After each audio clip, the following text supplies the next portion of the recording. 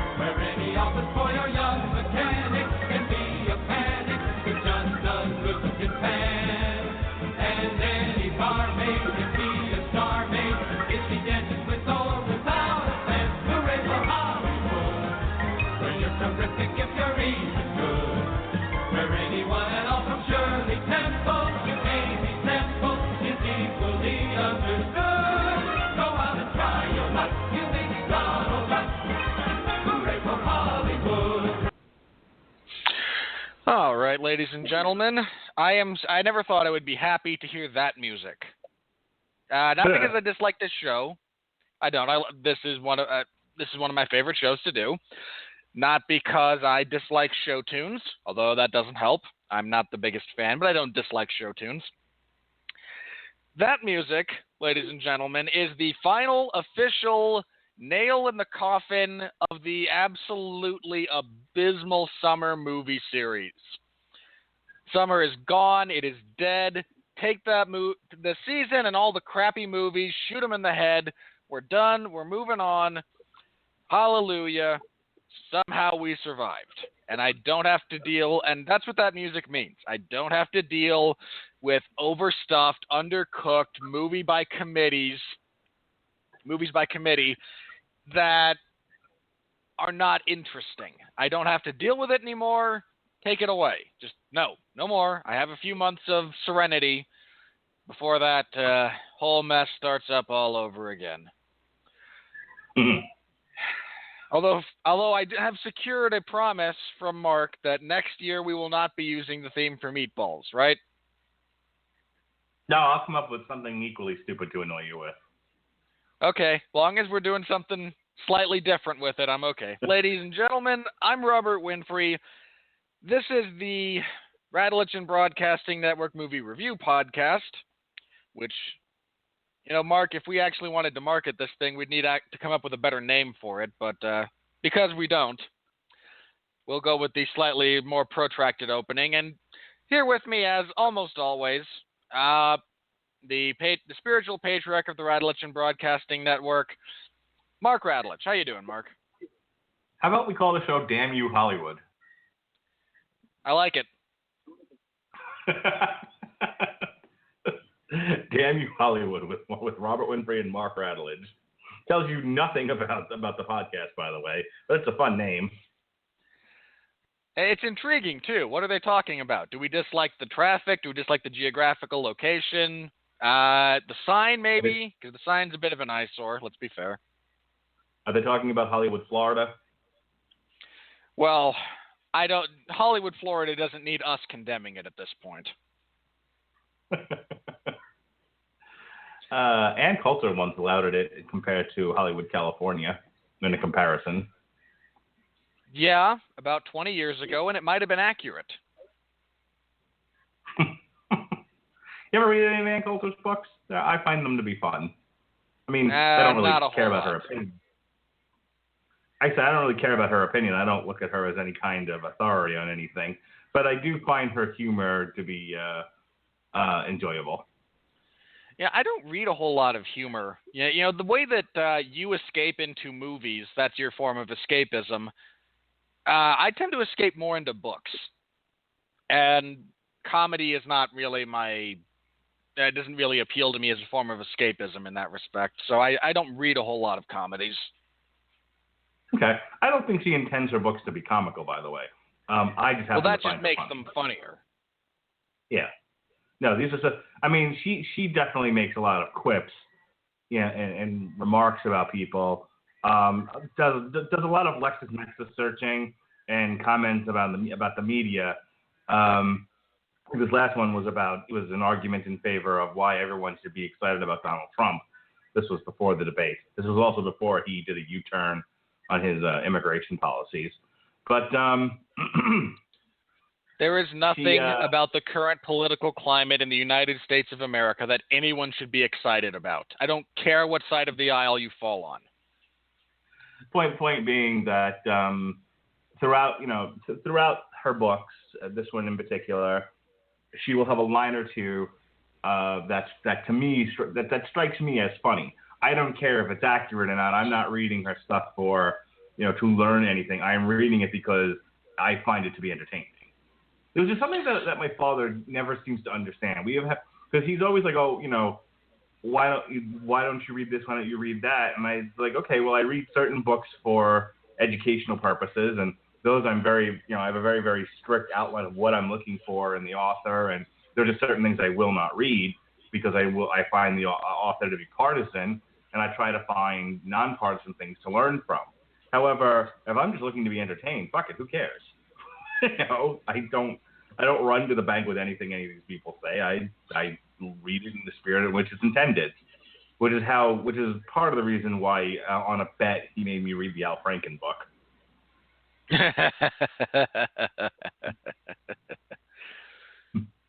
You do not have a good history with bets that you lose, sir.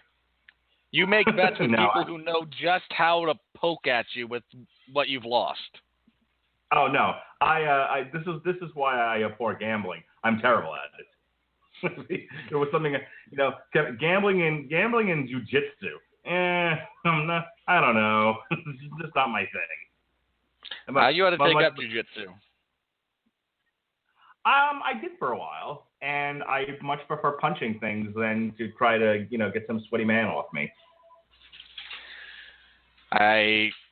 You have no idea how hard I had to resist the urge to spout off. That's what she said. You should have. I would have laughed. Now it's too late. Hey, we're going to talk about a movie or something? Well, we're going to be talking about the remake of The Magnificent Seven that came out on Friday. Directed by Antoine Fuqua, starring Denzel Washington, Chris Pratt, Ethan Hawke, Vincent D'Onofrio, Lee Byung-hun, although I believe that's supposed to be the other way around. And there go my dogs because someone knocked at the door. There's a few other people on that list, but none of the others that you'll care about. And it's a movie. I mean, before we get into this movie in and of itself, because it's a remake, I feel compelled to at least bring up a little bit, some of the history. The original Magnificent Seven, Mark, please tell me you've seen this movie, because otherwise I'm going to be talking to myself here. Sure, I've seen it. You're lying to me, aren't you? No, I would never lie to you. Yes, you would. By the way, that's also a lie. Yeah, okay. And just on the off chance, you're a big fan of the movies. Please, have you seen the movie that the original Magnificent Seven is based on? Akira Kurosawa's masterpiece, Seven Samurai. I watch Hong Kong Phooey cartoons.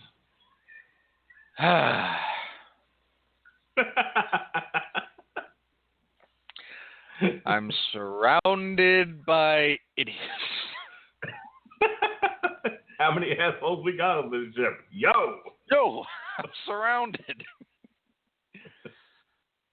All right. Well, I'm going to say this right now, and I'll probably reiterate it at the close of the show. If you would like to see this movie, by all means, this is not one of those movies like Ghostbusters where I have to get up here and say I cannot recommend this under any set of circumstances. I mean, really, I'd take waterboarding for 20 minutes over having to watch Ghostbusters again. However, in this instance, if you wish to see this movie, go ahead, but I would also encourage you to find the original because the original is better. And also, Kurosawa's Seven Samurai because it's a tremendous film. And since I can't actually engage with Mark about the comparative casts, because the other one has, Steve McQueen and Charles Bronson, some real heavyweights, and we got a few decent guys here. We're just going to move on then. Mark, since you haven't seen any of the films upon which this is based, you went into this kind of blind, right, then? Yeah, I mean, when you initially said, hey, let's review The Magnificent Seven last year when I pitched you this list, I went, okay, sure. I mean, when I think about when I think about Damn You Hollywood, as we're now calling ourselves, let's get run with this. When I think about Damn You Hollywood, I think about big budget blockbusters, movies that are designed to win their weekends. It initially started as just a summer series. I wanted to do the big asinine summer blockbusters, but they started spreading them into March and into April. And when we go into next year, there's so many franchise sequels that are coming right at the early onset of the year. I can't help but have to do this all year round now, with a couple of weeks off here or there. But we have a loaded year next year. I think outside of maybe like September, we're almost every week doing a show for one reason or another. So to go back to this, when you said The Magnificent Seven, to me it fell into the same category as Ben-Hur, unnecessary remake. It'll probably win its weekend, but I don't feel a need to go to run out and go see it. But it seemed important to you, and then this is not a dictatorship, so I said sure. Now I'm glad that I went to go see it. My wife and I saw it together, and we had fun doing it. But it was no Ghostbusters. No, it's going to make more money than Ghostbusters in all probability. So far it's doing well. It'll certainly be more profitable than Ghostbusters when we get into percentages. Well, yeah. But that's a whole conversation about not spending a mint and trying to make a movie. Especially one no one wants. Yeah. Well, that's the weird thing. And it does bear some degree of conversation that, the Western is a wholly American genre. And one might say that the Western has no place in modern society, except for the fact that they keep doing okay. I didn't think this was going to be like a Ben-Hur type of situation where no one would go see it.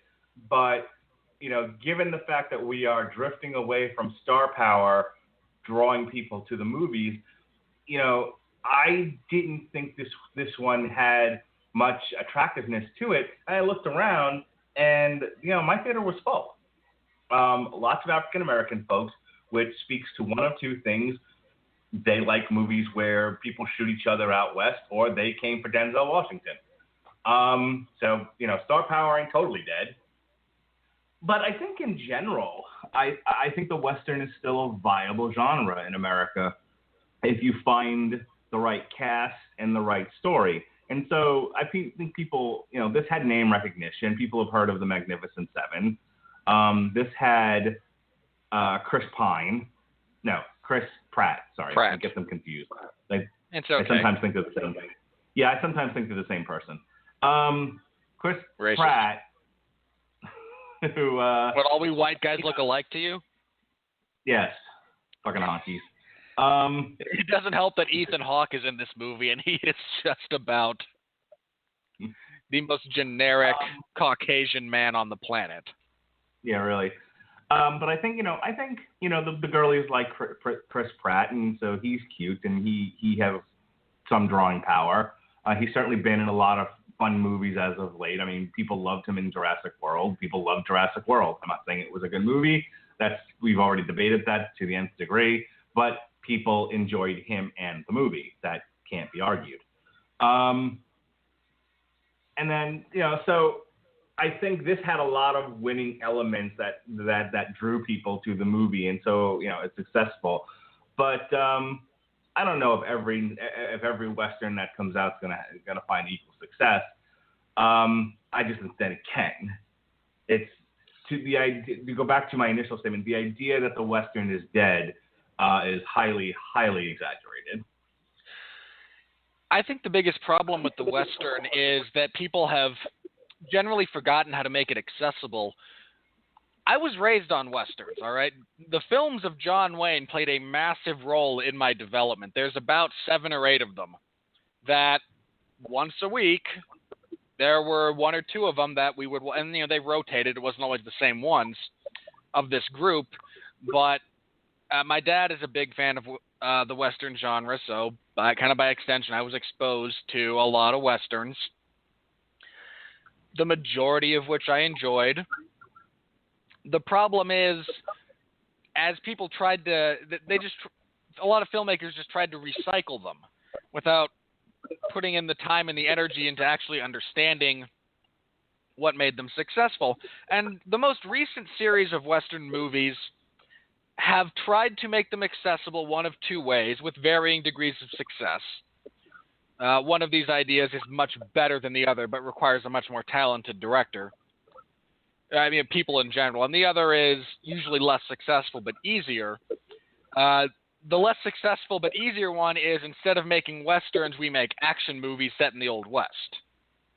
Yeah. And the 2 are not the same, mind you. But the notion of, well, we're going to make this accessible, okay, we're not going to make it actually a Western, we're going to blow a bunch of stuff up.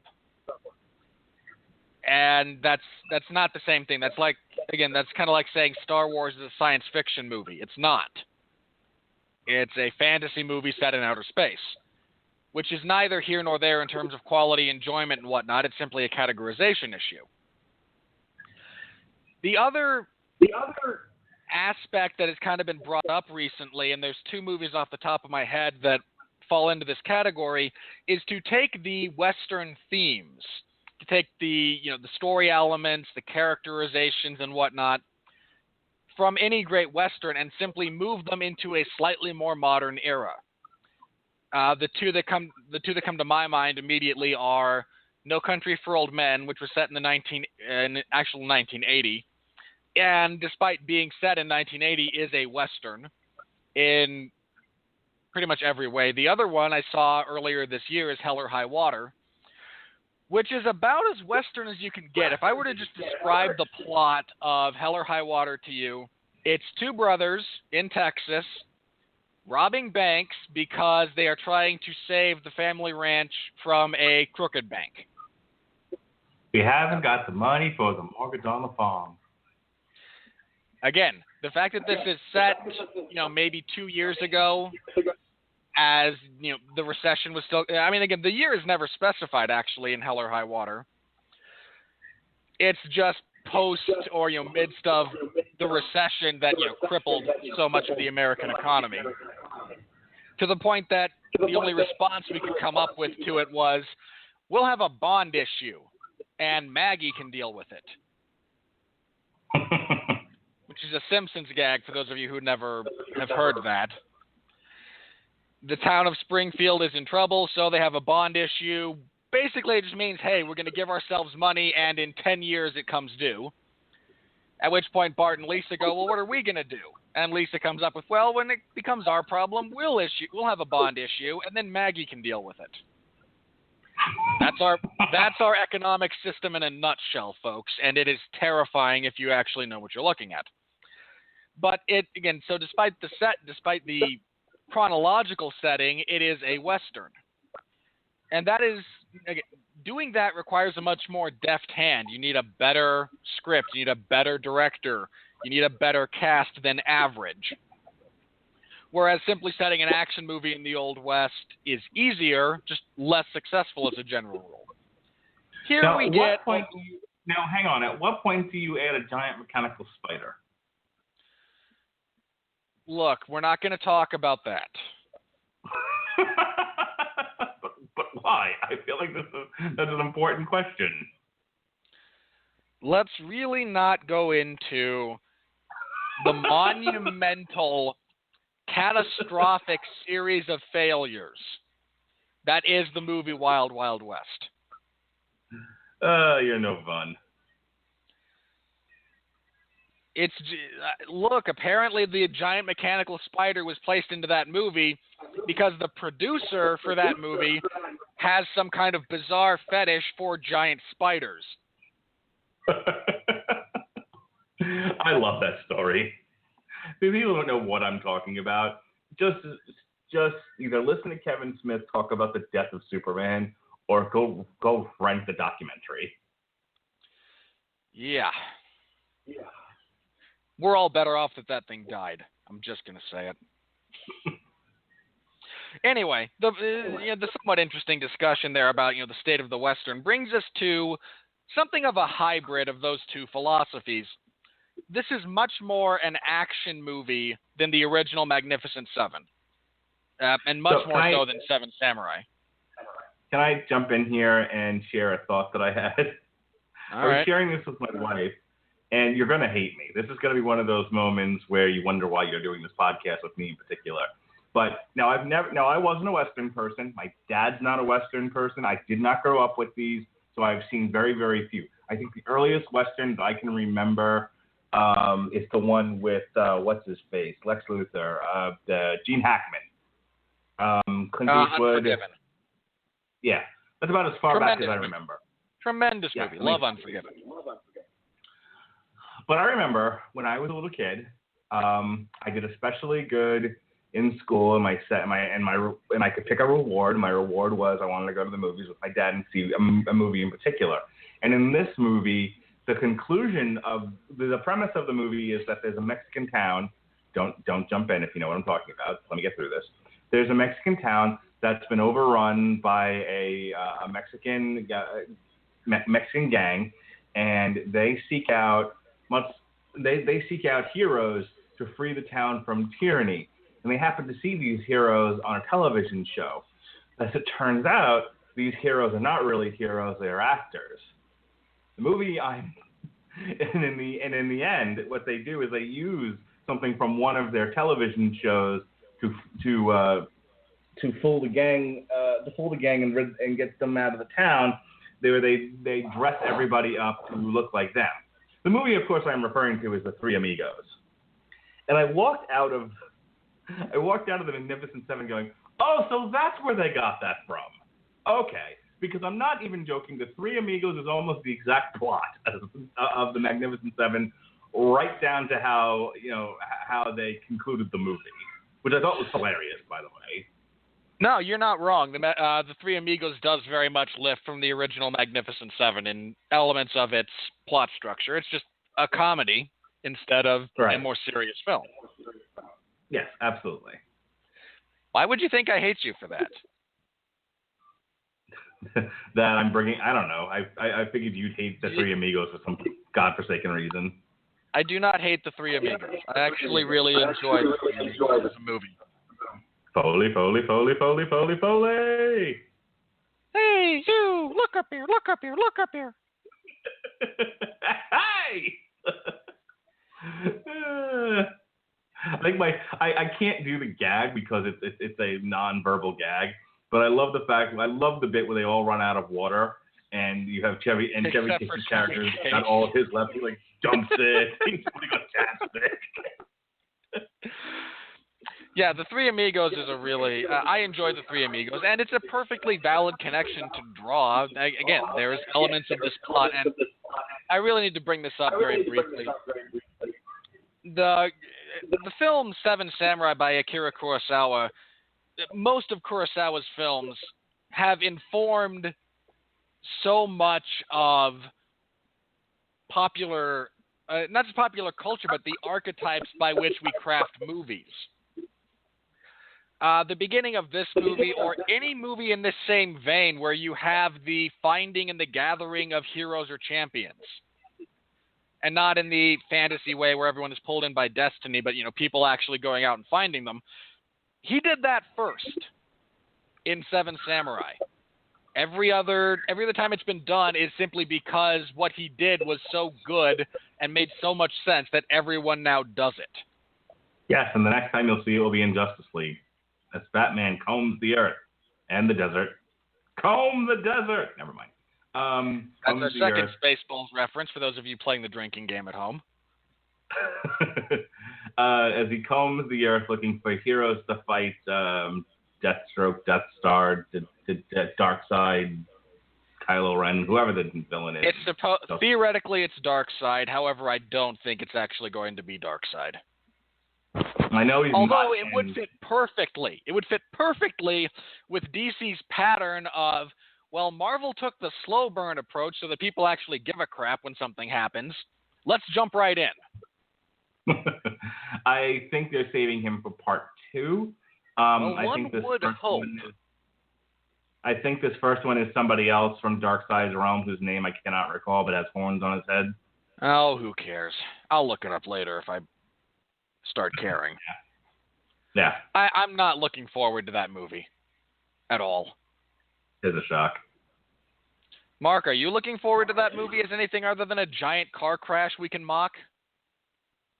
I don't know. I mean, after everything that's happened with Batman v Superman, Suicide Squad, and everything I've read about them trying to retool things, I mean, Wonder Woman was too far gone for them to do anything about it. But but from what I understand, they pretty much held a gun to Zack Snyder's head and said, "Don't fuck this up." And he's being, and Ben Affleck's producing it, so I have hope. You should not have hope. Jesus Christ. Look, if you want to be excited about this, be excited because it's going to be so much of a mess that you will not be able to stop laughing for the totality of the film. It is too soon to tell. Mark, you've seen trailers, right? It's not too soon to make a legitimate estimate. I'm a little annoyed about the idea that the Flash character, quote unquote, needs friends, and Arthur Curry. I hear you talk to fish. Well, he's a tad snide. I'll give you that. So let's talk about the Magnificent Seven. All right. Again, this is a remake of the original. The plot is the same. However, since I imagine there's a whole generation of you out there who have not seen the original, first of all, go see the original, and then go see Seven Samurai, because that's actually the original, but both of those, great movies. The primary, the source of conflict here comes from the Western trope of the industrialist, the robber baron, the guy who has money and wants land because there's gold under it, or just because he wants land, because as Lex Luthor reminded us in the first Superman movie, real estate's where it's at, baby. Land. Lex, why do you always talk about land? Because, Mr. Tessmacher. I don't remember the last line. Well, Mark looks that up. And this particular individual is, utterly unscrupulous, kills people to intimidate the town into selling at extraordinarily low prices. I believe $20 for their land, and let's be fair, we can make jokes about inflation and how much things cost back then, but $20 was still not a lot of money for land. The townspeople who have had enough of this but are largely impotent in their current form head out to find gunfighters. I mean, this is the same plot of A Bug's Life, is the other comparison you could draw, Mark. I've seen that one too. Don't necessarily remember the plot line, but yeah, I'm with you. Again, this is as a basic archetype for a story. It's been around it actually existed prior to Kurosawa, but he perfected it, and that's the one everyone copies. So they head out, they encounter Denzel Washington, who is not a bounty hunter, but a duly appointed warrant officer, also an officer of the peace in, the Indian Tories, Kansas, Nebraska, and 7 other states, as he is wont to remind you. Just a quick jump in. Did people fucking see Django Unchained in Hollywood and just go, can we just have a character do that in every movie now? just ramble on for 5 minutes about how he's a duly elected officer of the law, yada, yada, yada. Oh, and by the way, he's black. A black sheriff? Jamie Foxx does not go on and on about how he's a duly appointed warrant officer in that movie. Christoph Waltz does. And that's my point, is I feel like you mean, wait. You mean studio executives who are completely inane and barely sapient read Cliff Notes and decided that, yes, I will mash these two things up together and ignore the genius that is Tarantino's writing, and money will follow. That's what I said that to my wife when we walked out. I said that to my wife when I walked out of the Magnificent Seven. I said, I'm coming away with two things from this. One, that's where the Three Amigos got it from.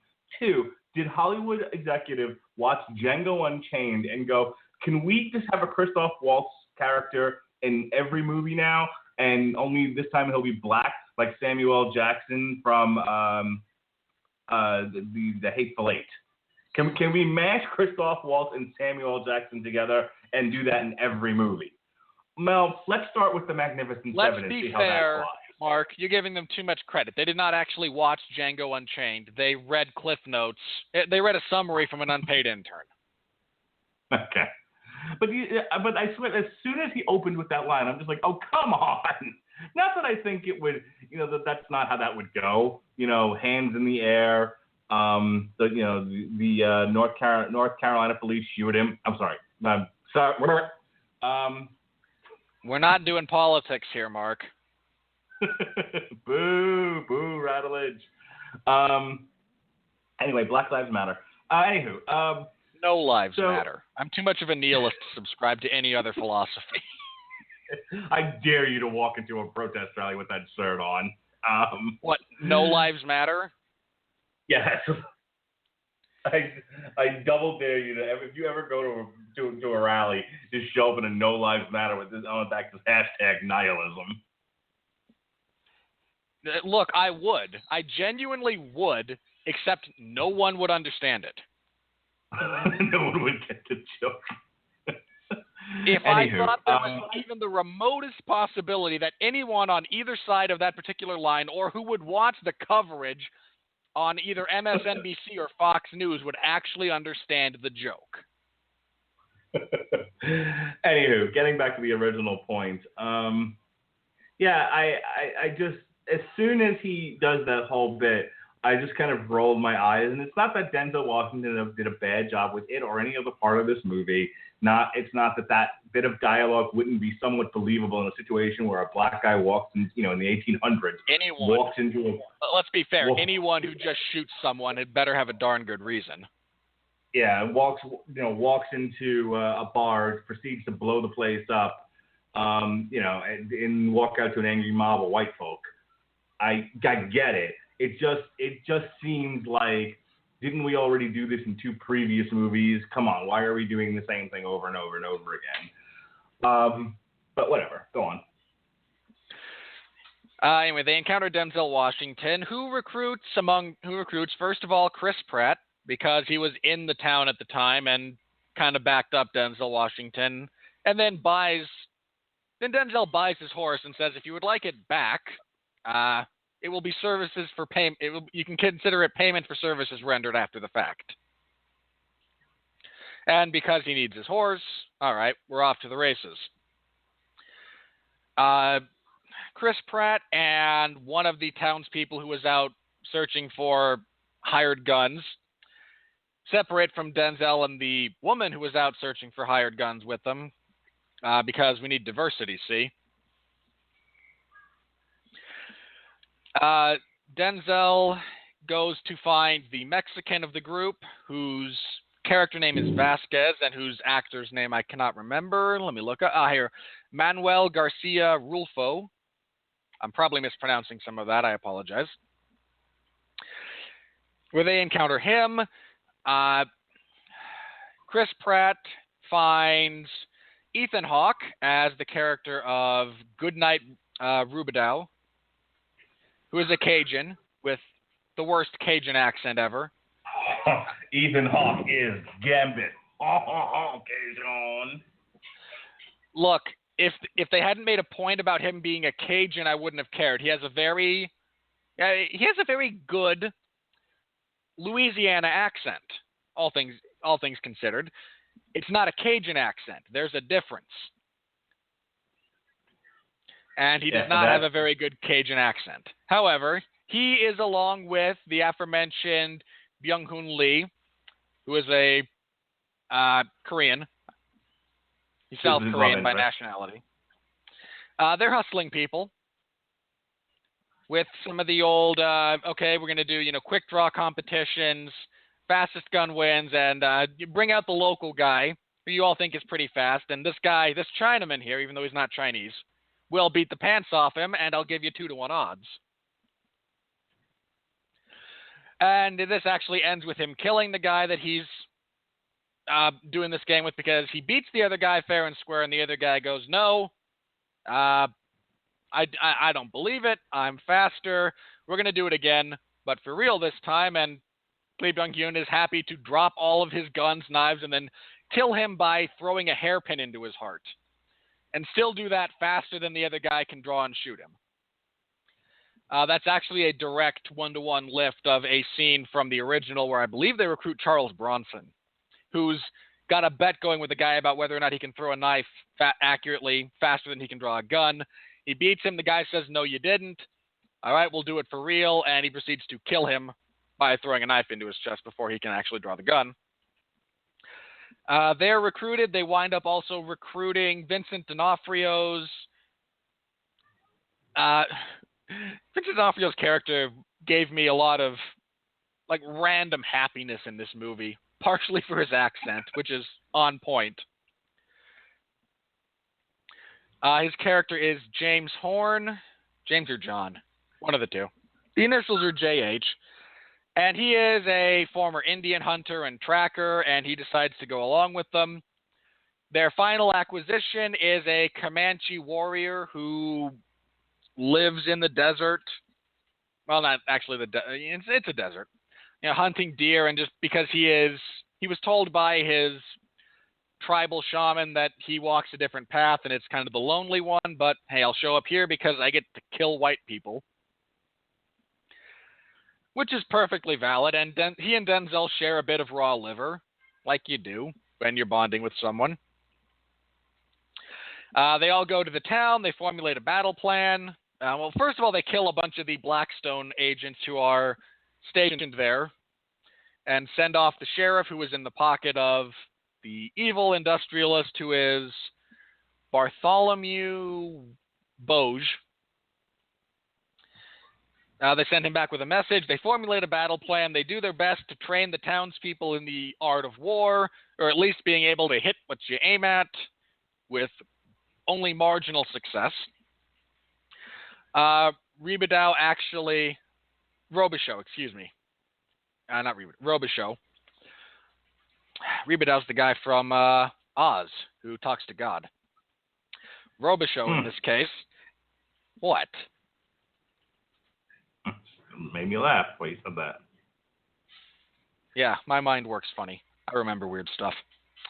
Robichaux actually heads out because he believes that the next time he fires a weapon in anger, it will be the immediate harbinger of his personal death. And then, of course, once the fight starts, he gets the triumphant return. There's a lot of cliches here, folks. The leave and return at the critical moment being one of them. Yeah. That's got to be the first thing I talk about when you're done here. So bring me back to cliches. And I want to defend it in theory, just a little bit. They engage the army brought upon them by Boge. They are largely successful in a protracted action sequence that's pretty good, all things considered. I do want to talk about that. However, it costs 4 of the troop their lives. Vincent D'Onofrio, Ethan Hawke, Lee Byung-hun, and Chris Pratt all bite the big one. Denzel isn't injured. Vasquez is injured, but Denzel and the Indian, whose name is Red Harvest, both emerge unscathed. The townspeople get their town back. They treat the dead with respect. The living ride off to resume whatever they were doing beforehand.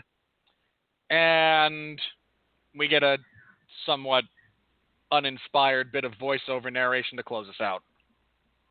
Well, the one thing that you're neglecting to mention, which should be mentioned, is that Denzel Washington is not just doing this for the love of money. This is also a revenge tale.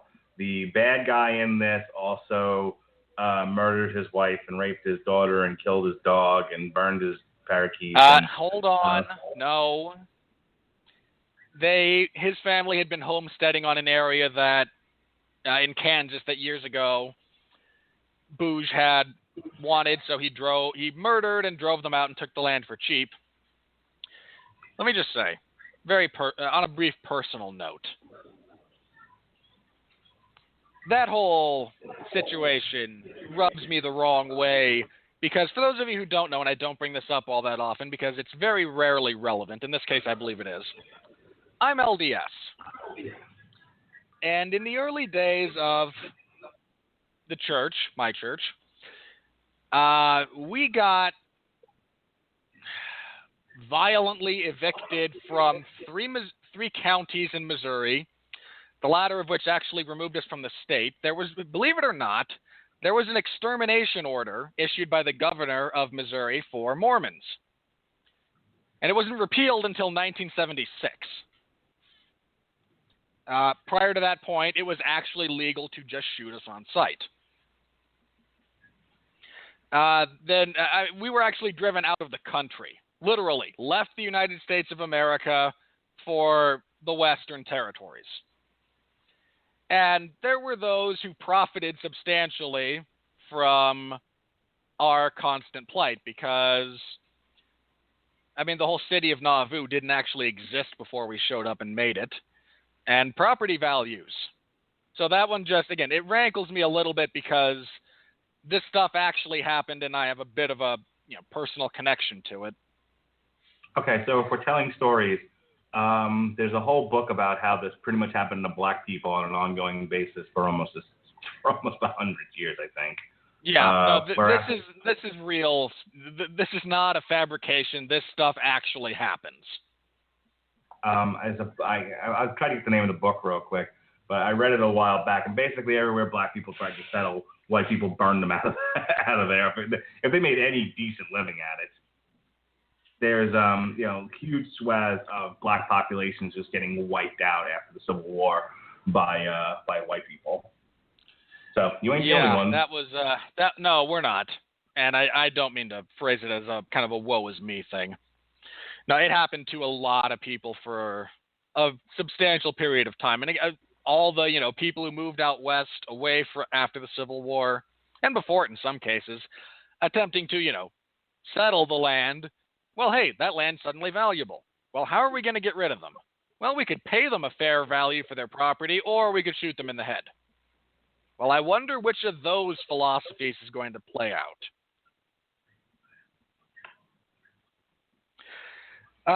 Anyway, his family had been homesteading in Kansas, to get back to the actual point, along with a lot of other people who were, in Kansas trying to make a go of it. They probably got to Kansas and went, well, the government screwed us again. I have been to Kansas, ladies and gentlemen. Anyway, his mother was raped and murdered. His sisters were raped and murdered. He was hanged and left for dead, but survived. And yeah, he is attracted to this whole proposition because he wants to get even. Not that I can blame him. Because why can't we just have a guy be in it for the money? Nope. And while yes, these things did happen, and I'm not saying they didn't. Let's once again have Hollywood remind everybody that white people suck. Yeah, that was one of my big gripes about this. If you look at the originals, and I'll refer to them in the plural from here on out for the sake of brevity. The leaders of the bandit groups that are harassing the town are never major characters. I believe they're mentioned by name simply because it's so-and-so in their band. But they're not these great big larger-than-life antagonists who must be brought down. And the guys who do it actually are in it for the money. They get paid at the end of it and are happy to be paid. But as you said, because damn you, Hollywood.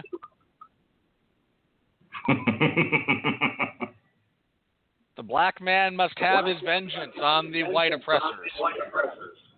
Look, I'm all for making movies about that, by the way. But I feel like... This isn't one of them. Like, we're forcing an issue here that does not belong in the narrative. Well, that's what I was getting at. Look, if you want to do a movie about... I'm still looking for this book. If you want to do a movie about, let's say, Black Wall Street. Now, Black Wall Street, I have to look up where it was exactly. It might have been North Carolina. There was an area of someplace in the United States that ended up doing very, very well. It was very, very prosperous. And just across the tracks was the white area, and of course the people couldn't get it going. This is kind of like an Israel-Palestine thing over and over and over again. Anyway, the white people were very jealous of the black people, and so they had, in short, there was a thing that sparked a riot. They basically, I think a black guy nudged a white woman on an elevator, and someone said it was rape. So they burned the city down. The stupidity and the reasons behind said stupidity are legion. They are never ending. So anyway, so a false rape claim was made.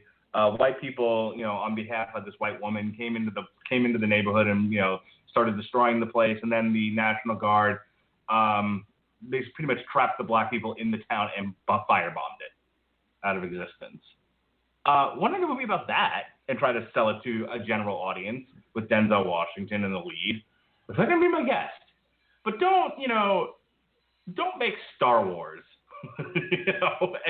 and there's this undercurrent of, hey, black people got screwed.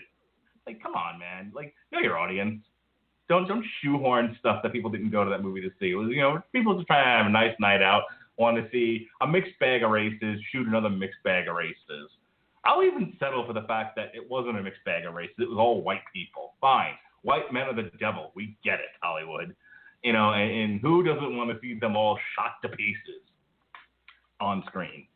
But taking it further to the point where, like, let's just rub it in how horrible white people are, white industrialists, right? Let's have a hanging and a family, raping and a murdering. Ugh. He can't just be in it for the money. I don't know what to tell you, Mark. I completely sympathize. It was utterly unnecessary. So, the first thing I want to talk about, I'll do my overall review. This was extremely predictable. The fact that I hadn't seen the movie is irrelevant. Just watching it and watching some of the setups and payoffs, I saw things coming a mile away. Off the top of my head, I knew the Gatling gun was coming. As soon as he was like, first of all, I know how it was so early on when they set up the third act, or they got the third act going, and it was, and it was the final fight scene. As much as I enjoyed, there was always going to be the high point of the good guys were going to surprise them, they were going to decimate the bad guys, and then there was going to be a thing where the bad guys would pull out their Death Star weapon, and that was going to turn the tide. And then there would be a last-ditch effort to turn things around again. And and then the good guys would win in the end. It was so predictable, and so my compliment to the movie, the thing that I enjoyed, was Antoine Fuqua's use of tension throughout it. It was very authentic, stern tension. That whole idea of focusing on the eyes of the actors and panning around and all of that. That I enjoyed. But once we got to the end, it was like, oh, here we go. Stock Hollywood ending with the same points, the same bullet points and everything else. And oh, here comes, go get the wagon, huh? And I kind of nudged my wife, and I'm like, they've got a Gatling gun. And lo and behold, they had a Gatling gun. Huh? Sorry, the way you talked about this made me think of this in professional wrestling terms. Oh. The heel gets the beat down, gets some heat. The babyface comes back, gets the shine. You get the cutoff from the heel. Babyface comes out victorious in the end. The other thing that it reminded me of was The Last Samurai with Tom Cruise, which ended the exact same fucking way. You know, it was like the samurais are really giving it to him, and then it was like, all right, bring out the Gatling, and they had like 4 or 5 of them shits. And they just roll them on out there and gun these fuckers down. And that was the end of the samurai in the movie. I don't know, did you ever see The Last Samurai? I did. So you know what I'm talking about. I do. So I saw that coming. I saw as soon as they had that whole setup there with Denzel and the bad guy in the final showdown, I'm like, oh, this is some personal bullshit. And it was. And he's going to get saved by the broad. And he did. Because they had to give her something to do. Like, fine, whatever.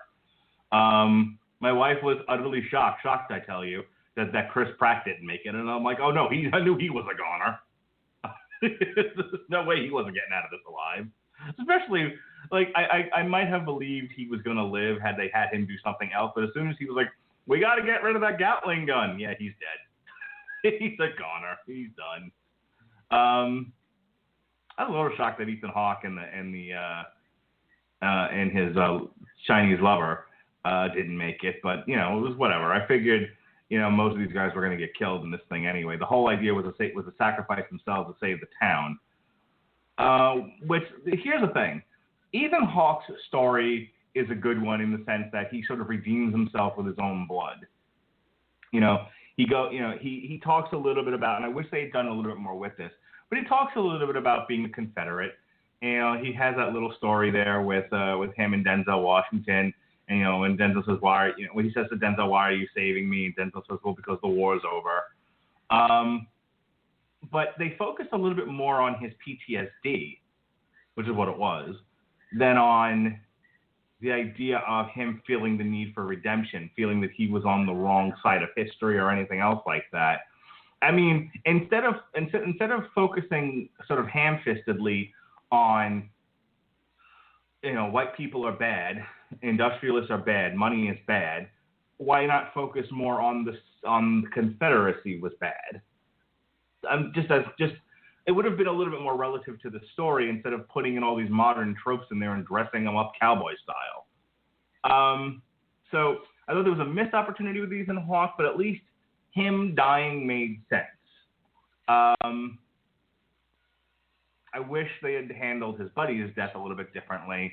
Kind of, I would have preferred a more, you know, Chewbacca going crazy kind of a thing, and him, you know, dying in anger, covering for his friend, or, you know, seeking vengeance for his friend, that sort of thing. But whatever, they both get blown away in the tower. Moving on. So yeah, it was very predictable. It was very Hollywood. This thing was just a compilation of notes and tropes. What saves it is the acting. The acting is phenomenal. It looks great. But other than that, this was a very paint-by-numbers, entertaining movie. There's nothing special about it. It was literally like, I walked out of it going, well, that was 2 hours that I was entertained by and will summarily forget once I finish talking about it. I would say the other thing that kind of helps this movie along is actually the direction. Antoine Fuqua has a really good eye for protracted action sequences. Yeah, the action sequences were good. You know, I could follow. The problem is, and my wife brought this up once or twice. She was like, every once in a while you'd lose track of who was on what side, unless it was the main actors. You know, there were portions of the fighting where, I mean, we're not talking Michael Bay, you know, type of thing where you completely lose track of what's happening and it's just a lot of color on screen. But because everyone is dressed in Western garb and it's a lot of just running back and forth shooting guns, you don't get a good sense periodically of who's on what side. And when someone dies, you don't know if it's a good guy or a bad guy. Now, the Braveheart scenes where you've got the horses, you've got the bad guys on horses rolling into town and they blow them up. Those look great. It was obvious who was what, and it looked awesome. And yes, we lost a lot of good horses that day, once again. Not as many as they should have, but for some reason we can't show horses dying in big budget mainstream productions. However, whole generation of both writers and producers scarred for life by Artax's fate in The Neverending Story. I just tried to make my daughter watch that. We got about 5 minutes into it, and then I had to take her to dance, which I had forgotten about, or I wouldn't have started the movie. I love that movie. There. Anywho, freaks my brother out. I intend to make her watch. I intend to make her watch it again. Moving on. So the horses running in and then getting blown to pieces. That all looked good. That all was fine. Once the bad guys got into town, and it was three amigos, kind of people just running across screen shooting. Yeah, I could see when my wife was losing track of who was what. I didn't care as much. I wasn't as invested because at this point you're just showing shooting, getting to the next. You're showing a sequence of shooting, getting to the next sequence. So I didn't get caught up in who was what. And if they wanted to show me someone important dying, they did a very good job of focusing on that. So your main characters getting blown away, that was well done. Everything, the cannon fodder was cannon fodder, and I just didn't care. There was, we talked about how cliched this movie was. Well, I want to talk about that briefly because I have a bit of not a defense, but kind of a response. Well, go ahead and do it because I guess I've already said it.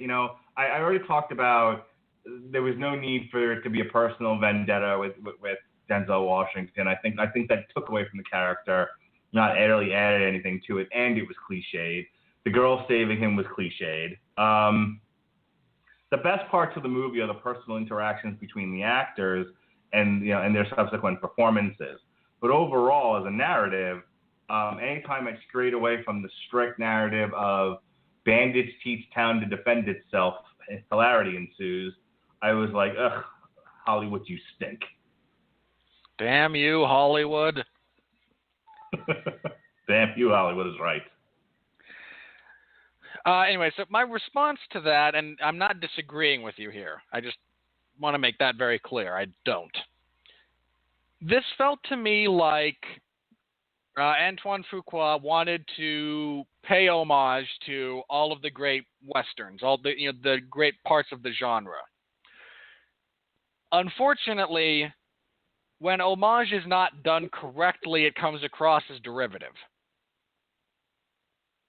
And I think that's what we wound up with here. From the names of the characters to the score, which is basically a greatest hits album of every other. If you watch a bunch of westerns, and again, guilty, you recognize different parts of the score in this movie as coming from. I don't know if they were lifted wholesale, but at a minimum, heavily influenced by these other scores from other movies. And that's not necessarily positive or negative in and of itself. I mean, Morricone's score from The Hateful Eight was, in many ways, inspired by the great scores from the Dollars trilogy. It just comes across a little bit more derivative in this case instead of, again, paying homage to something. And that plays through the majority of the story. It just feels, instead of being, not even a nostalgia trip, instead of, again, paying respect and paying tribute to all of these other things, it just feels a tad derivative with big explosions thrown in because, damn you, Hollywood.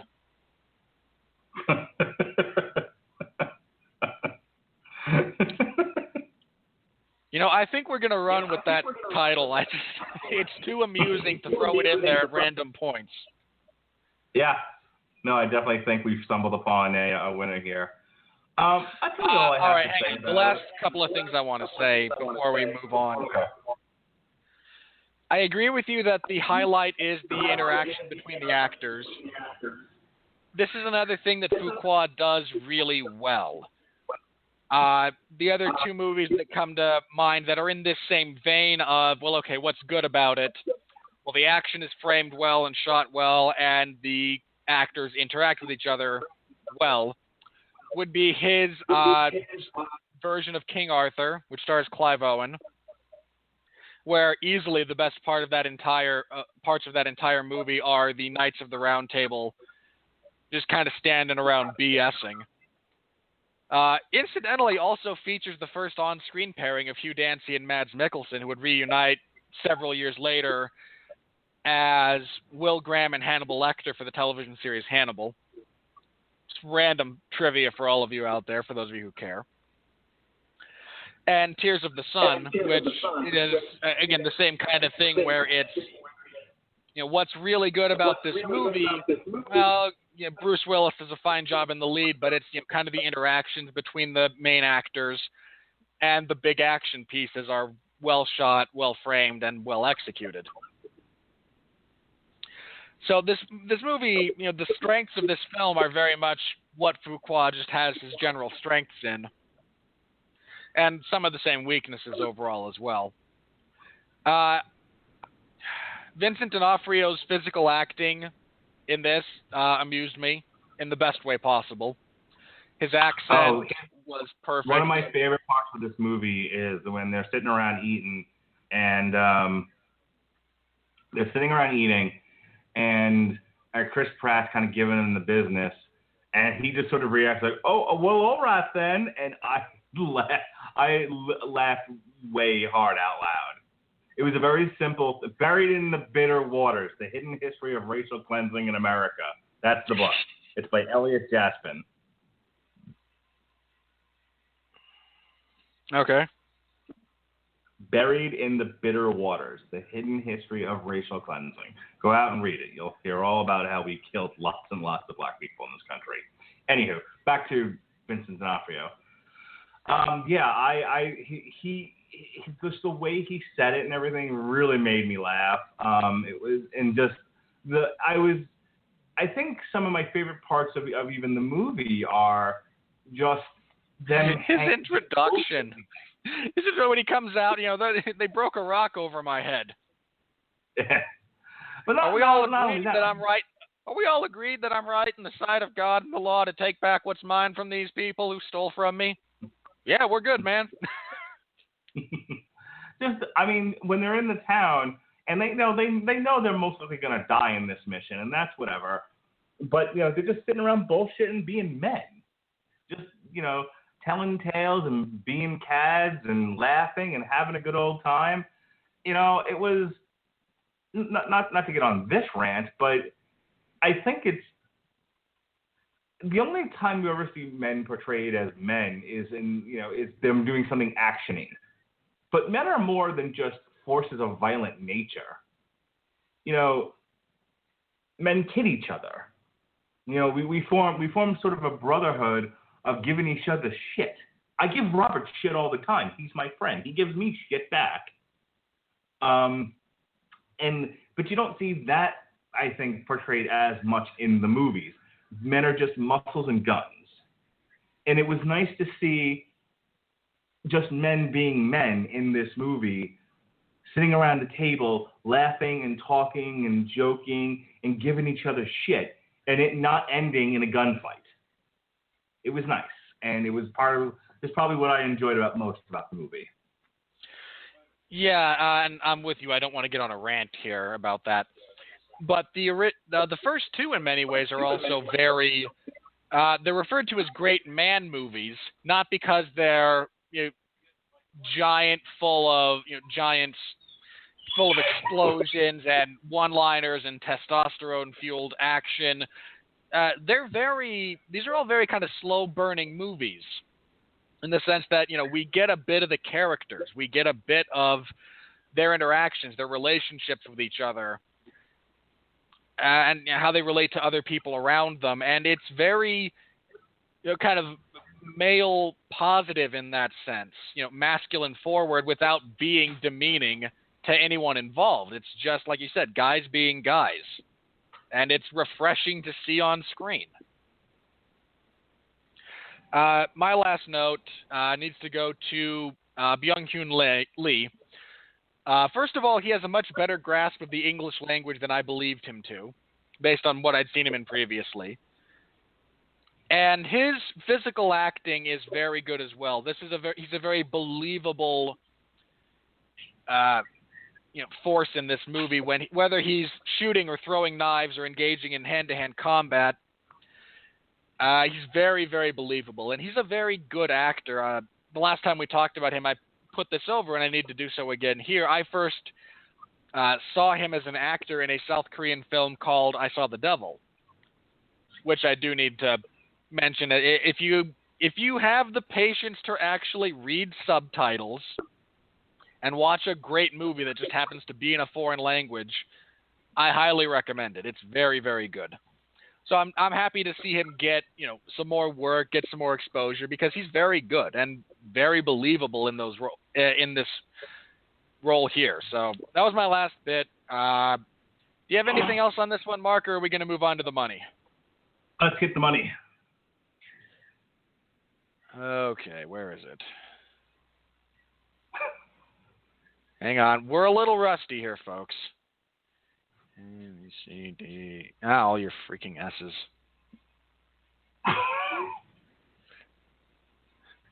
Sorry, I'm going backwards. H. Jeez. Where are you? There it is. I got it. Here we go. Here comes the money. Here we go. Money talk. Here comes the money. Money, money, money. Dollar, dollar. Dollar, dollar. All right. I would love to tell you what the budgets and everything are, but Box Office Mojo is just now updating their website. So here's what I can tell you. The Magnificent Seven weekend gross was $34 million domestic. It came in number 1 for the weekend. Storks came in at number 2 at $21 million and change. Sully dropped from number 1 to number 3 this week, and it brought in $13 million. Rounding out the top 10, we have Bridget Jones's Baby, Snowden, Blair Witch, which dropped from number 2 to number 6, Don't Breathe, Suicide Squad, which was number 7 last week, is currently number 8 and is now in the 700 million somewhere. So good for you, DC and Warner Brothers.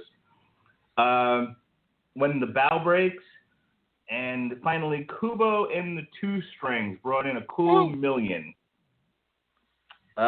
Incidentally, Pete's Dragon is almost, kind of, maybe, just about profitable. Woo! Pete's Dragon. No. Do not support Pete's Dragon. As soon as Box Office Mojo says we're done updating the site, I will... I have theoretically the budget from Wikipedia,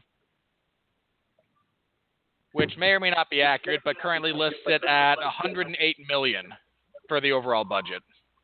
Okay, I think overall it was like $58 million for the weekend. I think it's probably going to be profitable. They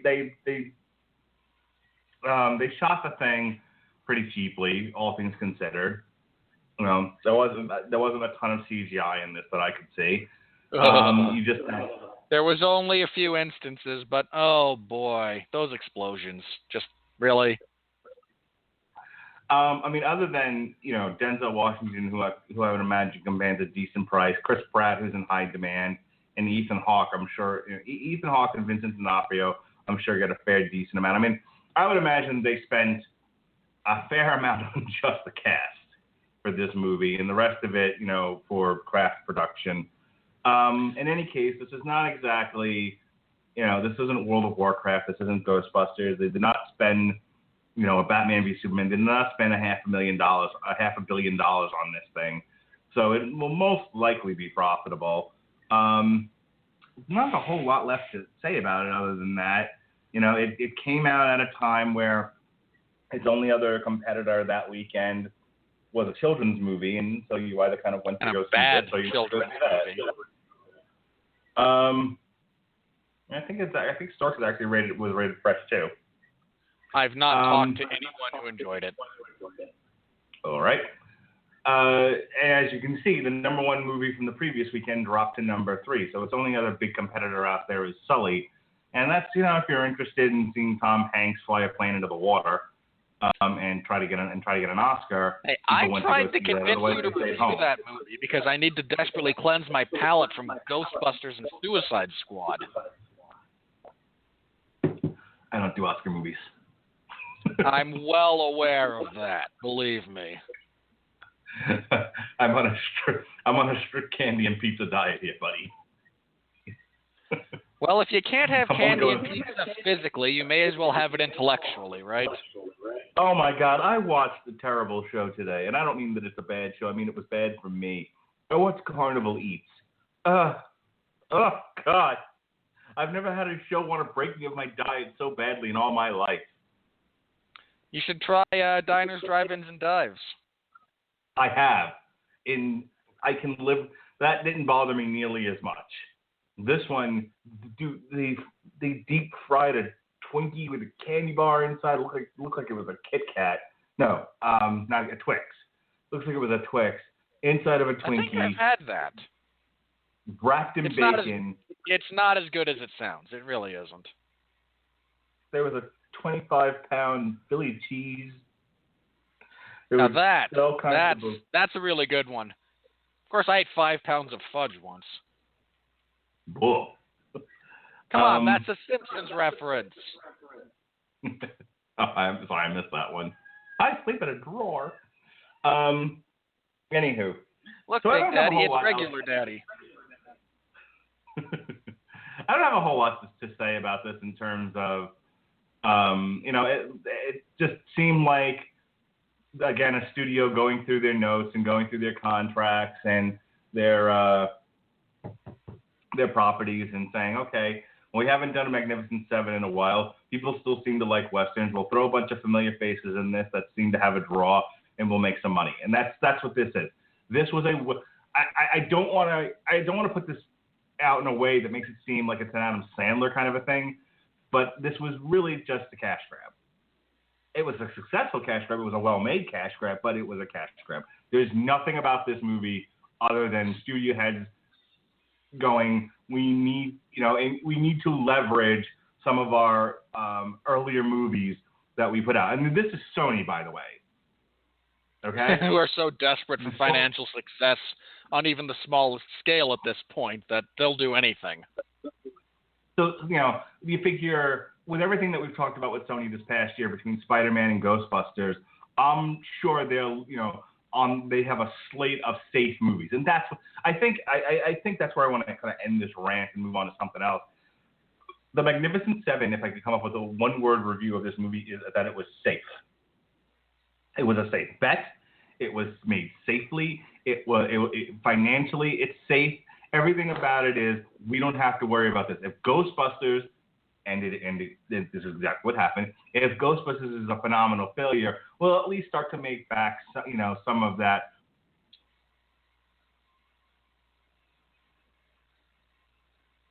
You still there, Mark?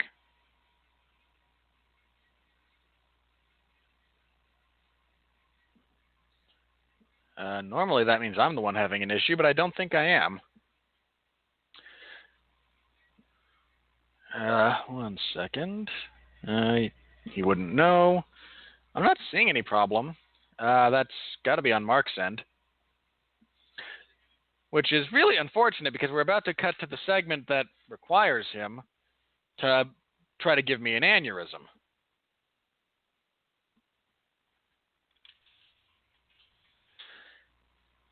Hang on. While we try to figure this one out here. Just briefly related to that list of movies that are successful, keep going to see Kubo and the Two Strings. I can't... great movie. Going to see that one. I would agree with Mark kind of generally that this was a relatively safe movie. To the point where I was genuinely surprised when they actually started killing people. Not so much Vincent D'Onofrio, but when both Ethan Hawke and Lee Byung-hun bought it, and then Chris Pratt, I really don't want to offend anyone, but when Chris Pratt does the suicide mission with the stick of dynamite, that actually kind of surprised me a little bit until Chris Pratt got shot. Once he got shot, and then we got the joke about, well, all right so far. But still, just the fact that they actually did kill off 4 of the 3 members of the team was actually shocking because everything else up until that point had been so safe. Hey, when did you lose me exactly? Actually, just about the time you were wrapping up when you were talking about the movie being safe. Okay. That's really all I have left to say about the movie in terms of that. So unless you've got anything else, I believe we are ready for the final part of this podcast. No, I don't think I have anything else. I pimped Kubo and the Two Strings again because it's a great movie. I think even you would enjoy it, Mark. You should probably go see it. And then I agreed with you about it being safe. I'll wait for it to come on Netflix and I'll watch it with my kids. All right. Robert, are you ready to enter the world of criticism? No, God! No, God, please, no! No! No! No! All right. All right, bring it on. Some of these I'm going to read because I find them amusing. Okay, they're not all like books. Just like why do you have this as a job? But Marija Lonkarevic from Cairo 360. I'm sure I just botched her name. Relatively entertaining. I couldn't have said it better myself. It was a what's the phrase? A 68-degree day. Tony Macklin. From TonyMacklin.net. Times are a changin'. What? That's all it says here. That's what. For the love of all that's holy, sir, if you were any good at your job, you wouldn't have to work at your own website. And even then, if you have even the vaguest inkling of a split personality, I demand that the other half of you fire whichever part of you wrote that. That's just. Hey, water's wet. Really? What the? Alison Wilmore, top critic of BuzzFeed News. The Magnificent Seven is an awkward milestone in Hollywood's ongoing and urgent conversation about representation. No. I'm going with no here. Okay, let's start by talking about representation in Hollywood, because apparently we have to have this conversation. Antoine Fuqua was actually very historically accurate in this sense. The West was not nearly as whitewashed as Hollywood has portrayed it. So I'm going to give him points for general historical accuracy. That doesn't mean he's trying to make a statement about representation in film. It means he was trying to be accurate to the period. This is not an awkward movie, all right? Of all the criticisms that Mark and I levied at it, of all the praise we gave it, it's not awkward. It's very streamlined. This is all very clear-cut. This is not an awkward movie. And really, a movie with $100 million budget, that selling point is there's Gatling guns and explosions done by Chris Pratt, Star-Lord. This is not making a statement about anything, really. All right. Sean Burns of Splice Personality. Awash in chintzy CGI. The film has a sickly avocado sheen to it, as if it was color corrected in post-production to look like a can of Bud Lime. Okay, let's start with two things here. One, if you wish to discuss the color palette for the movie, that is a completely and utterly separate issue from CGI, unless you're dealing with a movie that is 100% green screened. This was not. This was mostly shot on location in parts of New Mexico and Louisiana. That's where the majority of this filming took place. It was. As for the bad CGI, I would love to see what this particular jackass thought about monstrosities of the digital age. Like, Pendence Day Resurgence in various places. Suicide Squad, almost all of it.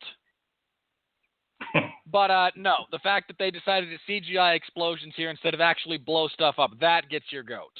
Really. Leonard Maltin's picks. Even a phalanx of good actors another can't self-employed guy. What a ringing endorsement for his ability. Even a phalanx of good actors can't save this less than magnificent seven. Okay, that's fair. You have some very, very good actors here, and while I would give this thing a pass on the pass-fail scale, I don't think it. I agree with the general notion that the flaws in the film and in the script could not be overcome by the actors in this instance. Jackie K. Cooper of the Huffington Post. Washington and Pratt show true grit in this movie, but a lack of character depth makes it entertaining only for those who love violence. I don't think that's true. That's just fundamentally untrue. No, we're only going to spend an hour and a half getting to know the characters and seeing them interact with each other, but hey, it's clearly not developed. Well, what do you think character development is? Let's just start with that basic premise.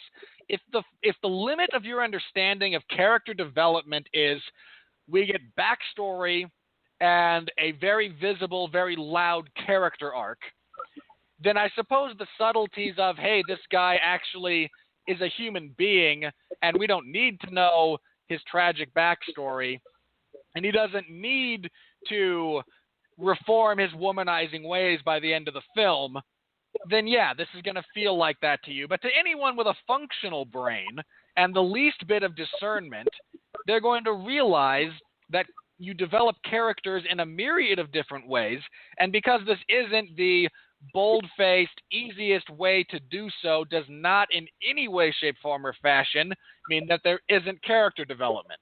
You're lazy, and the publication you work for is crap. Speaking of which, Kurt Loder from Reason Online says, Kurt Loder, formerly of MTV, there's even a woman this time. She's a match for any of the men. And might have been included among their number had it not been necessary for her to shed tears at one point and to serve the guys dinner at another. What are you trying to say here, buddy? And I mean that sincerely, because there's two different ways you could approach that isolated, paragraph. He's either being highly critical of the lack of female representation in this film, even though they do a very good job with it, or he's criticizing the representation of females in this movie because it's fundamentally a masculine movie and is not necessary. And I don't know which way he's going there, but either way, he's fundamentally wrong. I'm not sure how he's able to be wrong in two different interpretations of his work, but there you go. Christopher Orr of The Atlantic, top critic.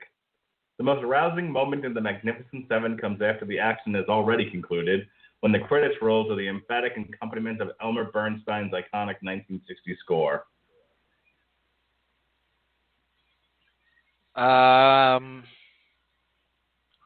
Well, I imagine that you're the type of person who also reminisces about how many orange groves used to occupy what is now high-rise tenement housing.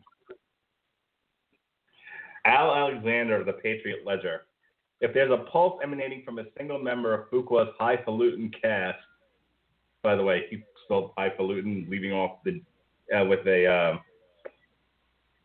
a mark at the on the end. An apostrophe. Yeah, sorry, I lost the word there. there. Well, boy, isn't he trying to just be topical given what he's reviewing? Marianne Johansson, a flick philosopher. Humorless, rote, cliched, and entirely unsurprising. Antoine Fuqua attempts to recapture old Hollywood magic and fails, rather than create his own. Partially yes, partially no. I'd agree that he attempts to capture old Hollywood magic and rather than make his own. Very accurate. Fundamentally correct. I don't know where you get gross. I just don't. Maybe it's because I'm a bit of a gore hound and I watched, Paul Felder's eyebrow be split open almost down to the skull on Saturday. Not gross, buddy. Rote. R-O-T-E. Rote. Oh, I apologize. In which case you used three different words to say the same thing for no fundamental purpose. Anthony Lane of New Yorker, top critic. Traces of real history are hard to spot. Oh, wait. The last thing from what she said. This is not a humorless movie. This is That part that got me when I read it.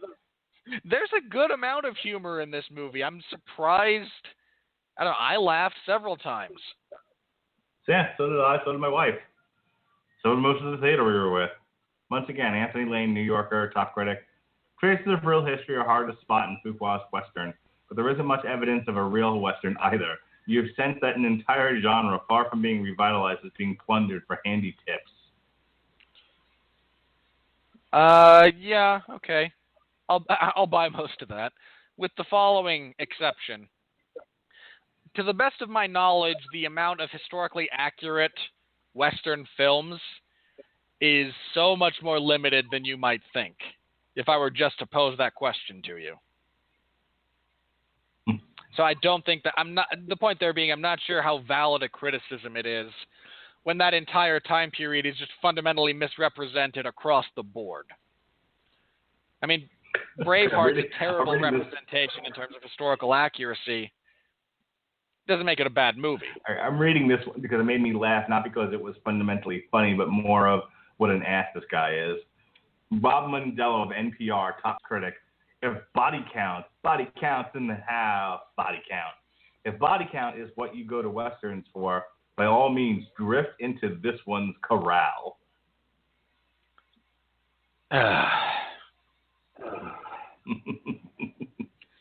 The fact that you work for NPR should, first of all, disqualify you from any sort of legitimate discussion regarding criticism.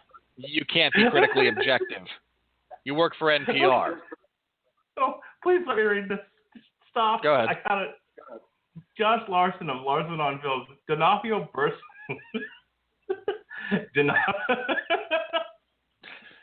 Mark, you have to actually be able to read it. D'Onofrio burst from a bush looking like Grizzly Adams. If Grizzly Adams had eaten Orson Welles for breakfast. Look, Vincent D'Onofrio is just a large man. I mean, I fail to see how that should be held against him or the movie in general.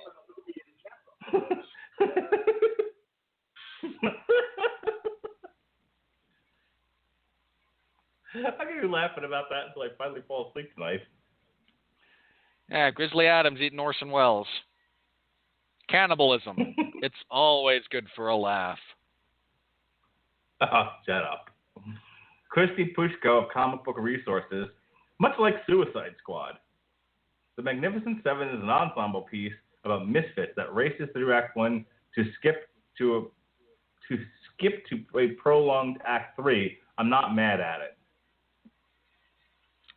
If that's actually what the movie had done, I'd be mad at it, because I was mad at Suicide Squad for doing that. I imagine you don't have a fundamental understanding of how this film was structured. I mean, at what point do you believe the third act starts? At what point do you believe the second act is rushed over? I mean, it's a valid complaint in Suicide Squad, because that's what they do. Here they spend the majority of the second act preparing the town for this forthcoming massacre. I mean, stuff happens. Characters are developed. Strategies are devised. Things happen on screen. Why are you reaching for this criticism? And you should be mad at Suicide Squad because it did that. All right, let's keep this rolling to an end here. David Stratton, the Australian. Politically bizarre. The film is competent but routine. I'm sorry. Did you really open that sentence with politically bizarre?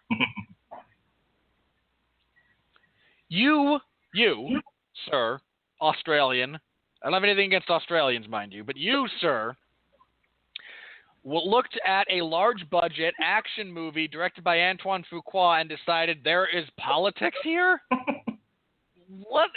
In what world is that supposition and that preconceived notion about this film in any way, shape, form, or fashion supported by the actual evidence at hand regarding this director, this story, and this studio?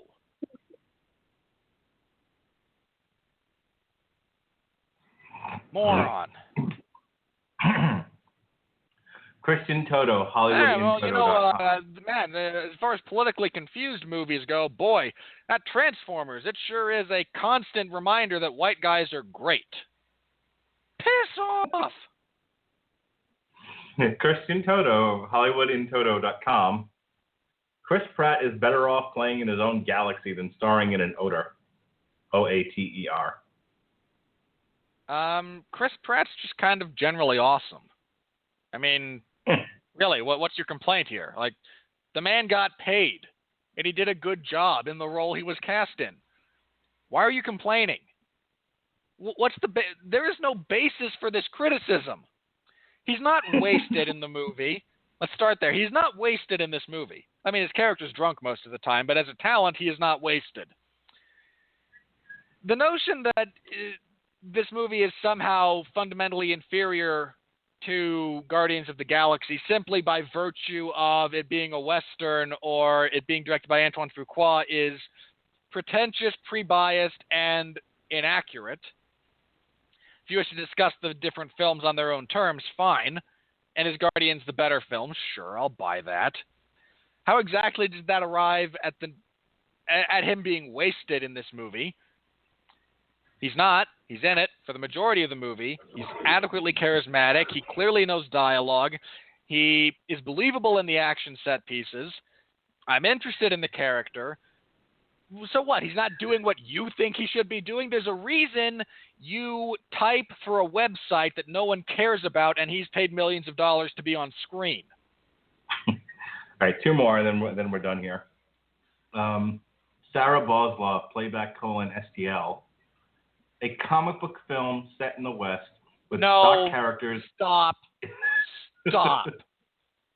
Well, you at least finish you have no fundamental understanding of what a comic book movie is. Just stop. You clearly did not have to suffer through Jonah Hex. Stop. You're embarrassing yourself, your publication, your family, your future children, and your ancestors. All right, let's end like I like to do with Willy Waffle. I love WaffleMovies.com. This guy ought to be paying us for how much we advertise him. All right, Willie, give it to me. The word magnificent might be a bit boastful. Really? That's it? It's funny. Like, not funny like he's funny like he's terrible. Wow, wait, there's an adjective in the title of this here movie, and I can potentially change that into being what I consider satire. Wow. How many paint chips did you ingest as a child? Oh, Willy Waffles. We love you so. All right, you disgraced the name of waffles. I happen to like waffles. They're one of my favorite foods. But no, now there's you, giving them a bad name. Tony Medley of the Tulican Times. Why? Does the world really need a third iteration of this story, and one without the outstanding cast and iconic performances of his predecessor, and one with an imbecilic final battle which drags on long enough to kill every extra in Hollywood? No, they just killed all the extras they had on set. Not every extra in Hollywood. Second, first of all, this is not just the third iteration of this story. Mark and I gave you at least two others. And there are more, but, you're lazy. It's okay, I get that. The final battle sequence is not imbecilic. It's actually set up and thought out.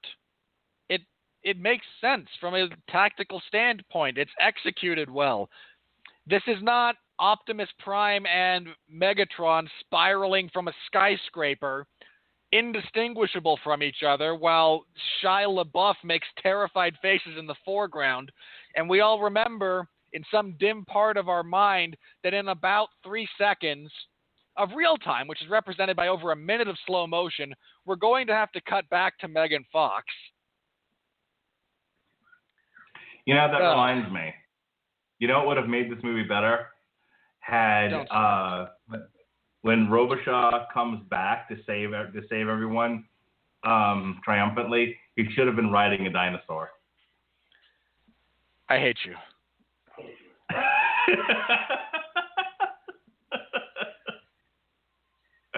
Did you not hear my previous comment about Jonah Hex and everything that was wrong with it?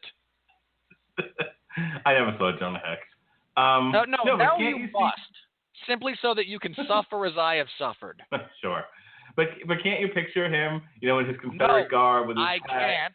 I'm gun, not going to. This is insulting to me and our listeners, both of them. But he's riding it. But he's riding it. All you're doing is making the world worse.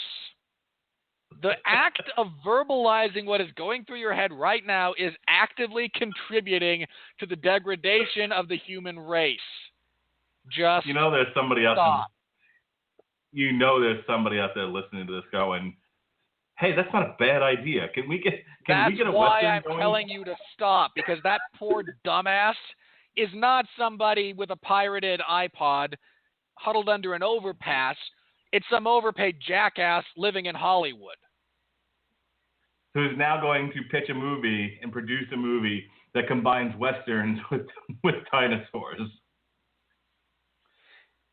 And some poor studio who will not historically look at the failed mashup that was Cowboys and Aliens and think, hey, this is a good idea. Let's throw $200 million at it.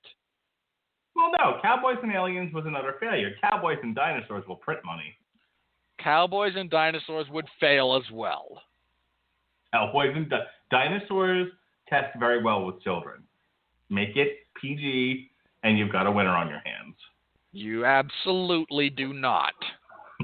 No, you're just saying that because you don't want it to succeed, but I'm right.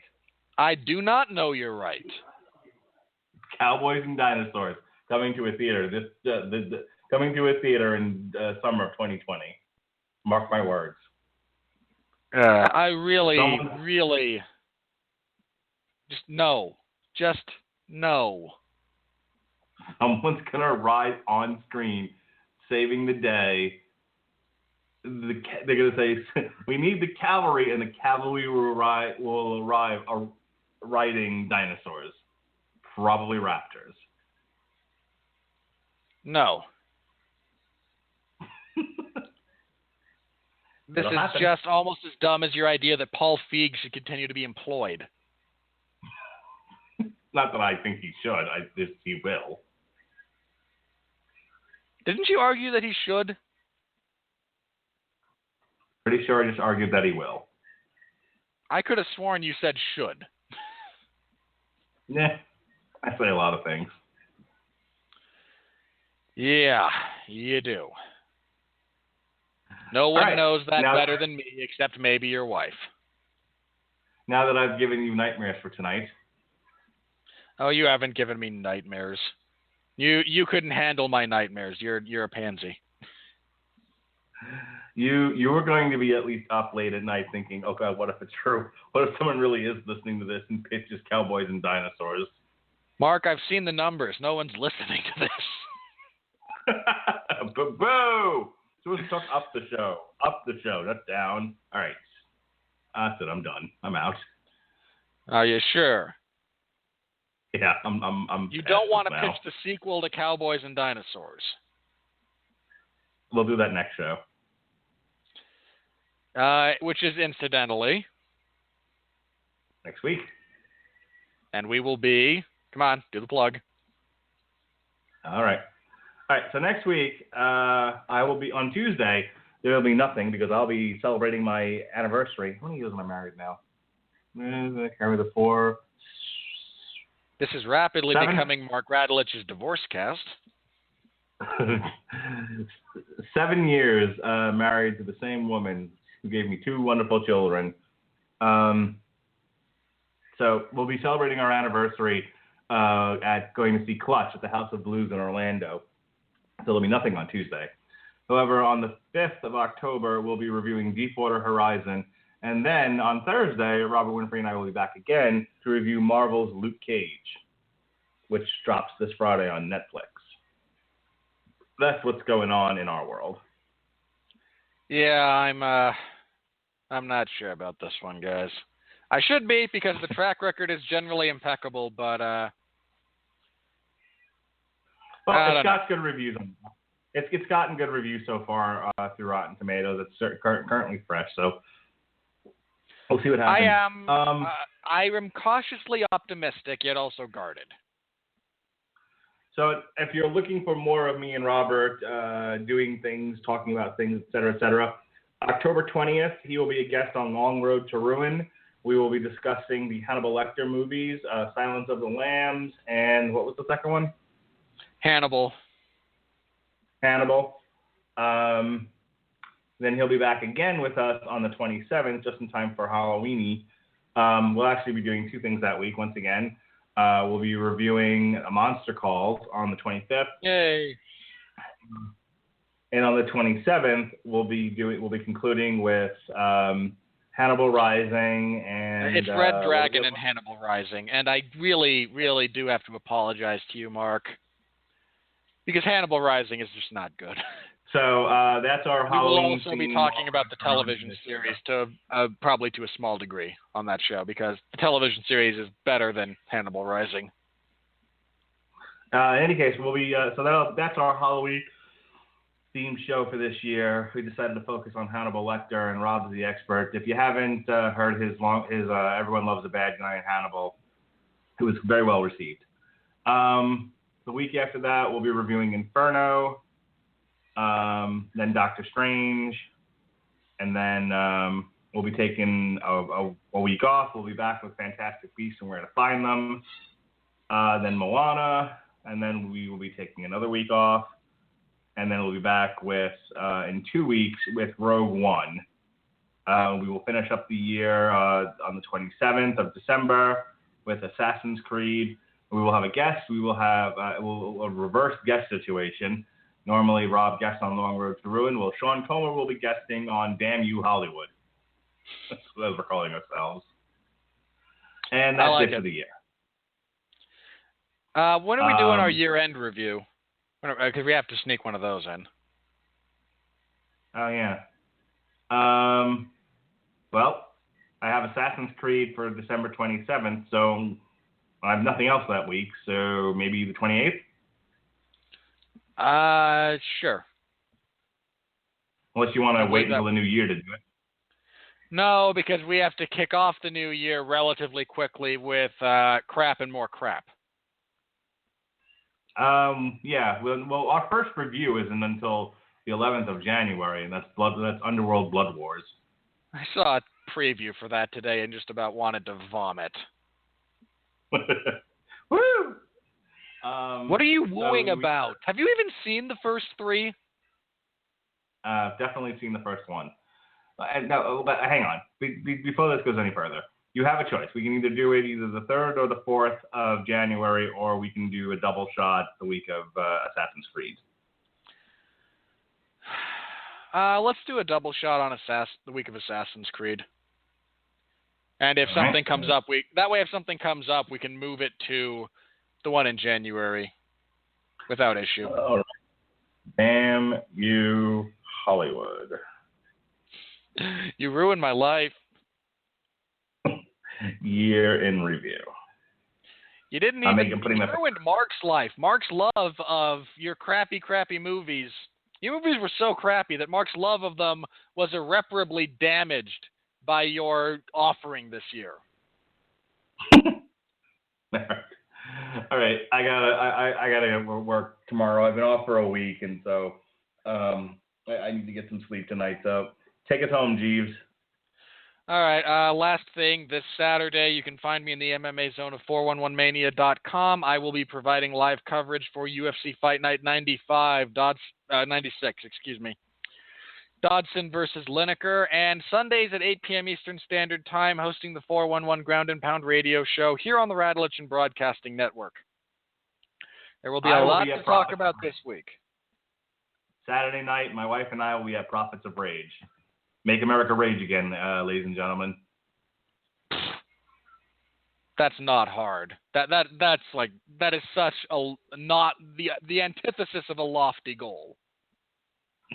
Oh, we should plug this. We will be concluding Alan Moore month this week. Thursday with From Hell. 9:30. Yes, I have yet to read the comic book. I intend to do that tomorrow. Oh, no, there is no way. There is no way you're going to get through that. Well, I'll get through as much as I can. What I was saying was, assuming I don't have to put half of Hillsborough County on suicide watch tomorrow while I'm in my office, I'm going to try to read as much of it as I can. I watched the movie today. Nodded off a few times. I was a little tired. It's a bad movie. Yeah, we're really going out on Alan Moore month with kind of a instead of a bang. If we'd thought this through beforehand, we really would have ended with V because it would have come about right after the presidential debate and been topical politically as well as the best of his work. Oh, if I thought about this ahead of time, I wouldn't have put them in the order in which I was interested. Also. I was most interested in The Watchmen. I was least interested in, From Hell, the reason why it got slated to this week was it was closest to October. It's transitioning into Halloween, see? I maintain. We should have ended on V because it would have, worked topically. Yeah. Radulich and broadcasting. Come on, you cannot. No one who watched the presidential debate should express anything even remotely resembling optimism for the future. Oh, we'll be fine. I didn't say we wouldn't be fine. I am not predicting in either case bombs falling from the sky. But you cannot be happy about any of this. Hey, Donald Trump's going to build a wall. You know what I mean? It's going to be huge. It's going to be beautiful. And, he'll release his tax returns when his lawyer says it's okay. But the tax returns, they're beautiful too. They're huge. And Hillary Clinton, why did you delete all those emails? I'm sorry. Who were you supposed to be there? Will you please just take us out? I have to no-sell your bit just one more time. All right. You did. All right, guys. We'll be back next week. Until then, on behalf of Mark Radulich, I'm Robert Winfree, reminding everyone out there to please continue to be well, be safe, and behave.